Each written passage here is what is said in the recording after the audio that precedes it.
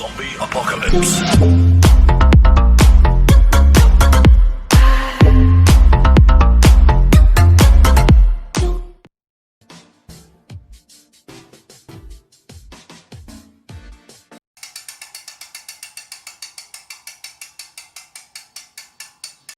Basta guys, bike check muna natin tong bagong labas ng MTB ng Mountain Peak na Storm. Aluminum ang kanyang frame.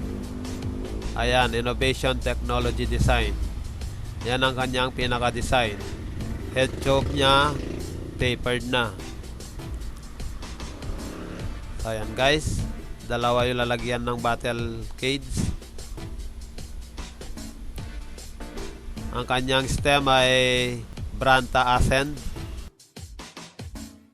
Ang kanyang handlebar, Branta din, ang brand. Shimano non-series ang kanyang brake set. So ayan guys, ang kanyang rotor sa harap ay 180mm. Yan ang kanyang pinaka-caliper, Shimano non-series. Sa likod naman ay 160mm. Quick release na rin ang frame na to. Shifter niya, Diore 10 speed. Crank arm, chainring, ayan, Charm. 32T ang kanyang chainring. 1142 ang kanyang cogs. Ang kanyang RD, Diore din. Ayan. May logo siya na Storm sa may chainstay. So ayan guys, ang kanyang fork, 32mm ang kanyang stanchion. Ayan yung kanyang pinaka decals. Matte black ang fork, pero glossy black ang kanyang decals. May nakalagay na ABS. Ayan, air shock na nga pala ang shock na to. Ayan.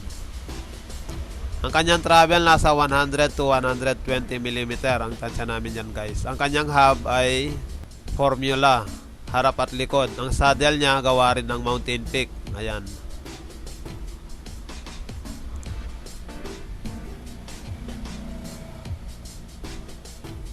Mountain Peak ang kanyang saddle. So ayan guys, yung kanyang pinaka pedal aluminum din. Ang rim natin Mountain Peak din, harap at likod. Kenda tire. Ayan, Kenda tire na.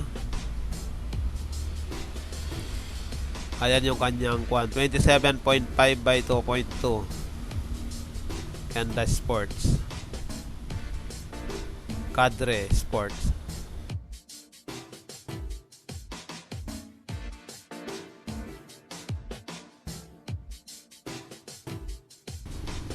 So ayan guys, yung kanyang pinaka-decal sa down tube, may nakalagay na Mountain Peak.